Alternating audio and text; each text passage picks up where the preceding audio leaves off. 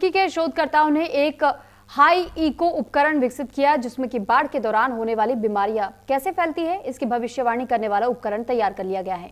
उपकरण के माध्यम से ये भी जानकारी मिल सकती है कि रोग पैदा करने के वाले जीवाणु बाढ़ के पानी में कैसे फैलते हैं, कैसे पनपते हैं और कहां लोगों को सबसे अधिक तौर पर प्रभावित करते हैं। तो फिलहाल ये किन किन जगहों पर ऐसा हो सकता है इसके बारे में भी अब जानकारी जुटाई जा सकेगी और साथ ही ये भी बताया गया है कि कहां पर सबसे ज्यादा खतरा इसका देखने को मिलेगा।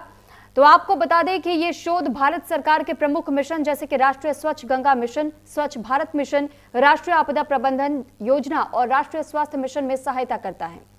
तो आईआईटी रुड़की ने एक नया उपकरण तैयार किया है जिससे कि आने वाले समय में कई लोगों को इसका फायदा मिल सकता है, खासतौर पर उन इलाकों में जहां पर बाढ़ की समस्या देखने को मिलती है और साथ ही बाढ़ को लेकर के जो चेतावनियां हैं, अलर्ट्स हैं और साथ ही साथ कितना खतरा हो सकता है, कितना खतरनाक ये बाढ़ साबित होगा और साथ ही बाढ़ के हालातों के बीच नई नई जो बीमारियां जन्म लेती हैं उसको लेकर भी ये पूरी तरीके से सक्षम माना जा रहा है कि उनके बारे में भी जानकारी दे सकता है ये उपकरण।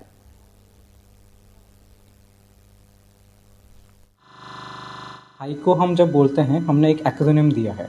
हाइको मतलब जो पहला पार्ट आपका हाई है, दैट ये स्टैंड करता है हाइड्रोडायनेमिक मॉडलिंग के लिए।